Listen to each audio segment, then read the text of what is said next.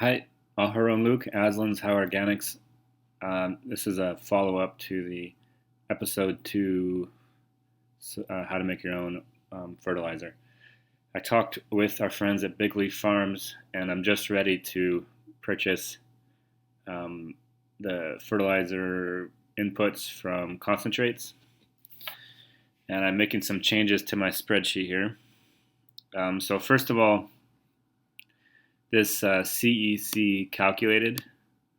So CEC is typically what a conventional farmer would look at. Solomon uses the TCEC, total CEC. So he has an equation in there to calculate it, but the equation's in the pH higher than 7 section. So this equation down here doesn't really apply to my pH, which is 6.8 or something. 6.3. So I was kind of fudging this 6 number here too. If you look on his in his book in the I think it's like the alkaline section. So I'm going to delete that and just for now I'll go with the conventional CEC. Although next year when I do this conventional CEC right here, when I do the M3 test next year, I'll get the TCEC, and it should be more connected to what my soil can actually hold. So these numbers are probably a little bit low, Chris said. You'll notice they're like half of what he had for holding capacity, which was based on a different soils test. So we'll maybe compare how produce tastes this year and next year. So the first thing we noticed when we were looking at this is I had a little bit of egg lime in my barn, but there is no reason to mix in some lime this year. According to this lower CEC, I can only handle 2,500 pounds per acre of egg lime, and I'm already at 2,600. So this gypsum has a little bit here. So if I take out this egg lime, then here can take 2,600. Yeah, so I'm still over, which is, that doesn't make sense.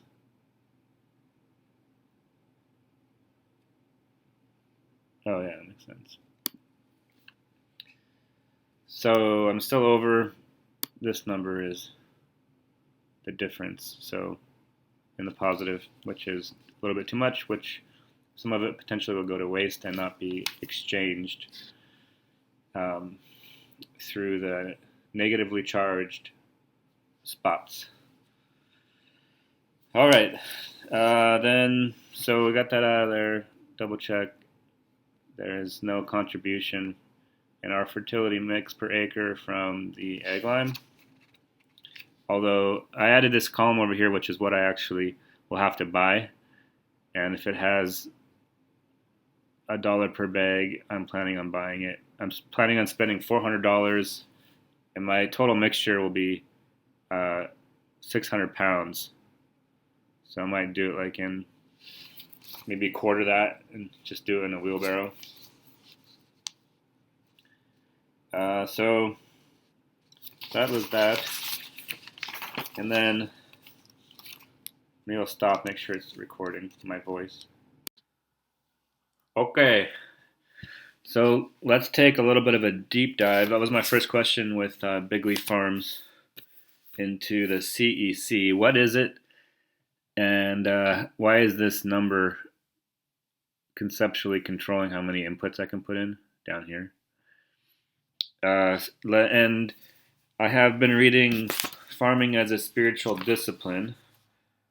It's this cool little small pamphlet by Regan Sutterfield, Ragansutter Field, Field. And I've got a copy of it. If you want, just leave a comment and I'll post it somewhere. But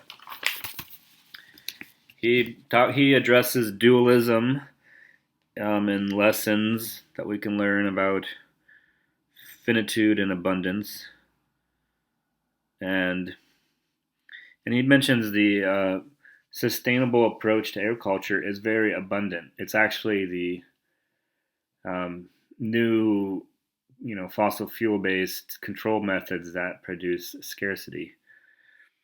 And then he writes this paragraph: it is in this humble form of agriculture that we are reminded of our place and role as creatures in creation. In this form of agriculture, we must listen as much as know, because we are dealing with a contingent ecosystem of plant and animal life, geology, soil, and water like no other. Whereas an industrial system imposes an alien agriculture on the landscape, just take a flight over Arizona to see the absurdity of this, with green irrigated fields in the midst of a desert. Good farming adapts its practices to the way of the landscape. In the permaculture movement, for instance, farmers are advised to spend a year observing a piece of land before beginning cultivation. Though all aren't able to do such observation, the principle is still sound. How does the land slope? Where does water gather after a rain? What kinds of grasses, legumes, and forbs are growing on the field? All of these are important indicators of soil health and the presence or lack of certain nutrients. That made me remember we have like a purslane issue with that weed going to seed, and how the seed bank matters if we're not using an herbicide. So as I asked Chris about the CEC, he mentioned something like this, where it's the well, let's go to the Wikipedia page first here. So it's the cation exchange capacity, and it's a measure of how many cations can be retained on soil particle surfaces. So negative charges on the surface of soil particles, which is humus and clay, and humus is like organic matter. They bind positively charged atoms or molecules called cations.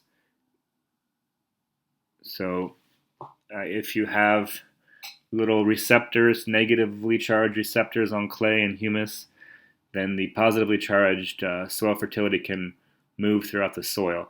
Sand has very little CEC, so you can put all the fertility you want on sand and it will not transfer through the soil. If you have, and so how does that relate to pH? Oh, let's look at a picture too here. So here's a picture of this. So here's your clay. It has these negatively charged receptors. You've got these cations of the soil fertility that can move through the soil because of the clay and organic matter to the roots. If you don't have this, it can't transfer. And how does that relate to pH? If you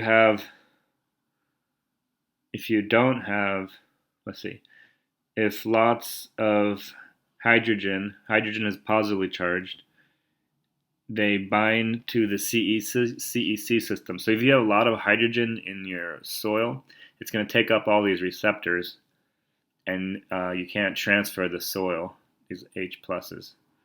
So you want to look at your pH and make sure you don't have too many H pluses so you can transfer the fertility. All right. So 7 is ideal. I think they were talking about 6, 8 is the balance that Solomon has right here on this target ratio of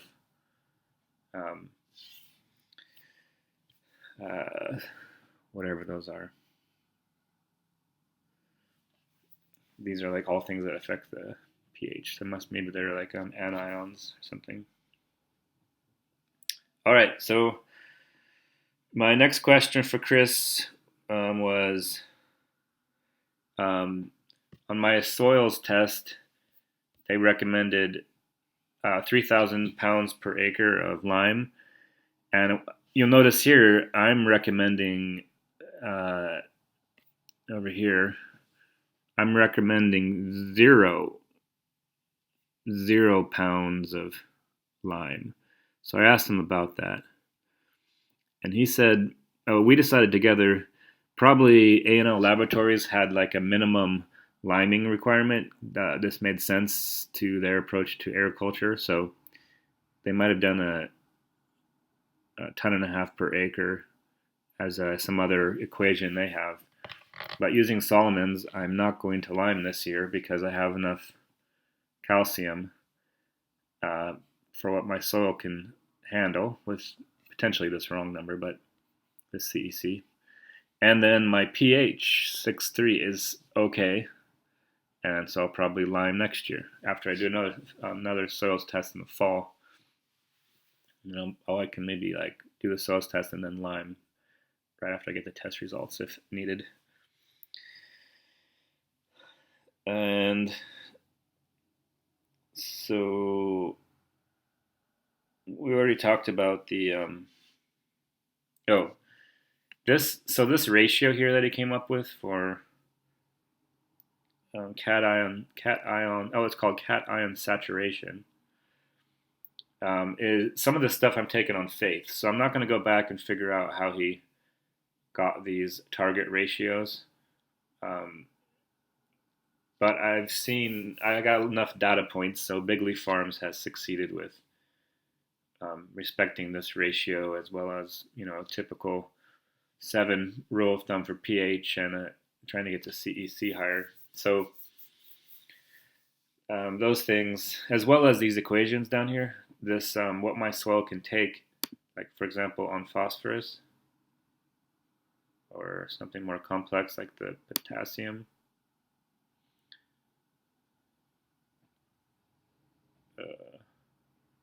This. So potassium is based on a table in his book, and sodium actually has an equation. So it's based on my CEC times 460 divided by 0.02. So this equation here I'm taking on faith. And Chris didn't have an A populated, but he said that was just a typo, so I put in 34 per the soils test. My tiller width is actually 4 feet. I went out and measured it. So I'm expecting 30 pounds of this fertilizer mix per row.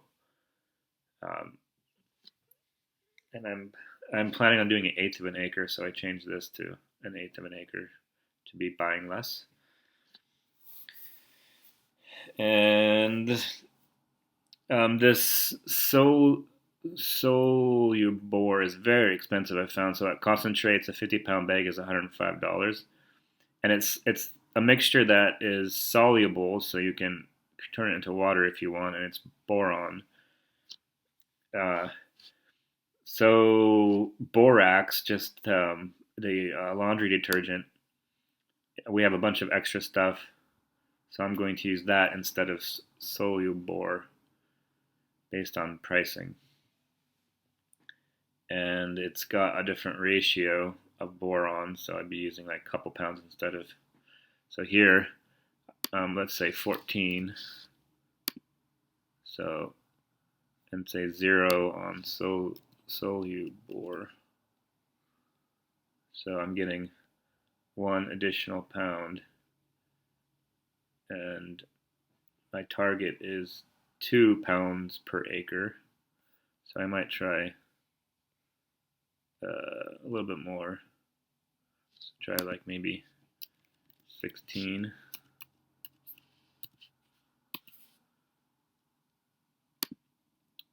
And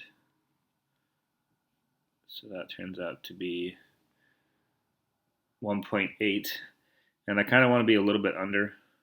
Let's see, what was 14? Yeah, 14 is 1.6, so I do 16, I get 1.8. I want to be a little bit under because I'm not confident on the soils test. These inputs, what I actually have out there, and boron, you can, if you put too much on, you actually can't use your field. It will be like over salting it or something. So I'm going to use that. And Chris had extra borax, but and back extra Solubor, but he said this is just good. And then we talked about kelp meal. So kelp meal has a lot of trace elements, and I was using it kind of exclusively for boron and zinc, but it only has 10 parts per million, which 10 parts per million is 0.01% of the content. So that's pretty damn trace for that's just kind of a stereotypical kelp meal. My kelp meal had some nutritional information on the side of it, but it was pretty high level. It just had like sulfur and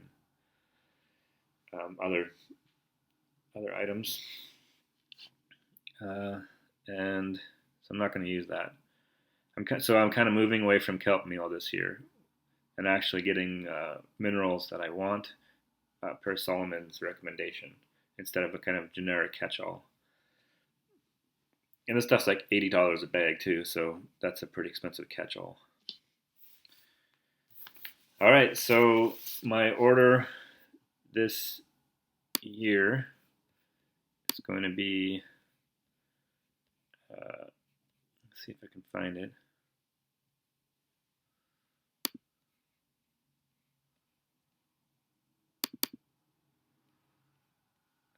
Yeah, here we go. So I went to look at concentrates. Oh, constantly dumps my highlights. Maybe not. Maybe that's down here. So let's double check this and print it out when we go to concentrates. But I'm buying 3 bags of Nature's Safe 855. So that's at $37. That's probably my highest expense. It's nitrogen. This might not be in the organic fertilizer because they said to apply 2/3 of side dressing. So that's kind of one of my outstanding questions. Keep a note of that.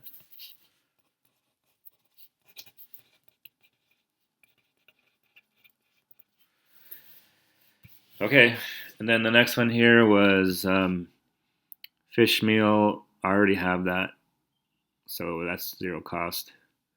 Egg lime, I have that, but I'm not going to be applying any of it. I have some fertilizer from last year, so I'm going to use that. I figured out it's 655, 643. Then the fish bone meal. Fish bone meal is different than fish meal. Fish bone meal has lots of phosphorus, but fish meal does not. So that's an important difference. So I am buying 2 bags of that. So see if we can find that. That's so weird. This PDF program deletes my highlighting. So this one here, you can see a large amount of P, phosphorus. 39 bucks. 2 of those. I think that's my main source of phosphorus. Oh, Chris said rock phosphorus would work out here. So potentially I'm going to zero out fish. Not there. I'm going to zero out the number of bags and then put the 550 up here and not use fish bone meal. Trying to stick with plant stuff, better feeling, don't have to deal with the factories, although it has mining, but I'm assuming the mining's better than those murder factories. Okay, so that, and the trick with rock phosphate is that they list the immediately available amount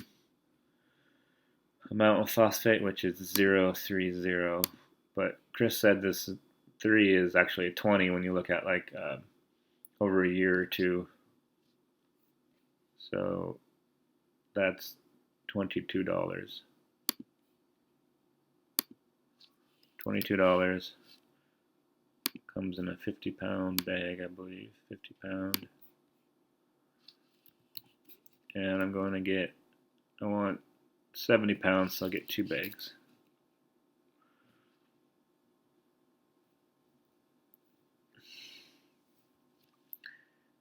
And I do believe I'm going to have to do the nitrogen separately.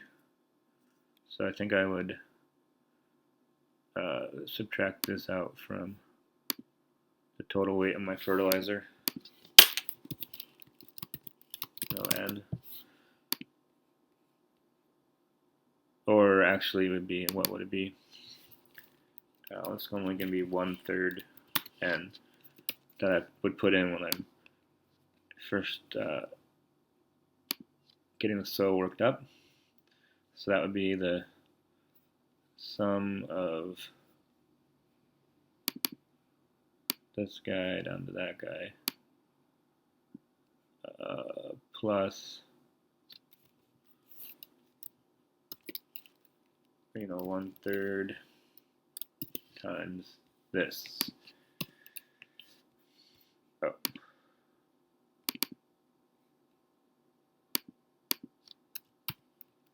One-third times.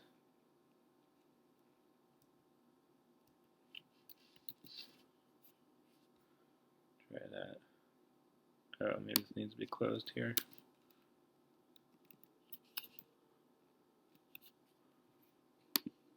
Okay. So 485 pounds, a quarter of that, it's like 100 pounds. I'll do like 4 mixtures of it in a wheelbarrow.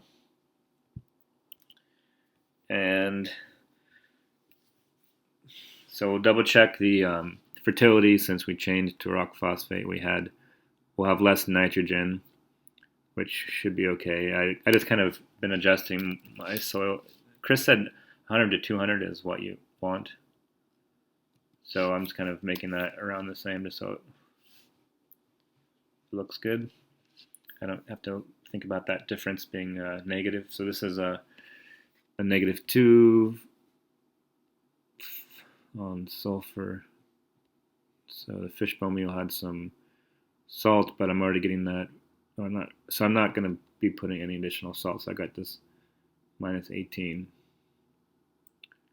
Oh, so I do have um, fish meal. Probably has some salt in it. I'm gonna just put that in there. So they said the fish bone meal was 5.7. I'm gonna think like half that for fish meal. Some put that in there, and so that my soil can take 86.5. The target is 86.5. We should call this target. ACL target 86.5. I'm putting in 6. So I'm not sure how I feel about that, but I think maybe I'll add that question.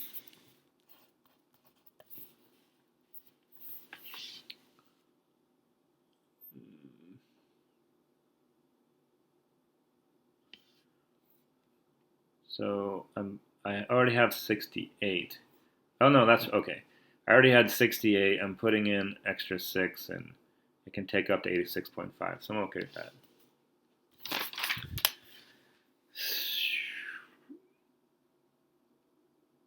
Okay, so save some money there. We're down to 360, and I'll go back here. We're gonna get that, and then the potash sulfate. Is that highlighted still? Potash sulfate. Potash sulfate. So I think you get the idea of what I'm doing.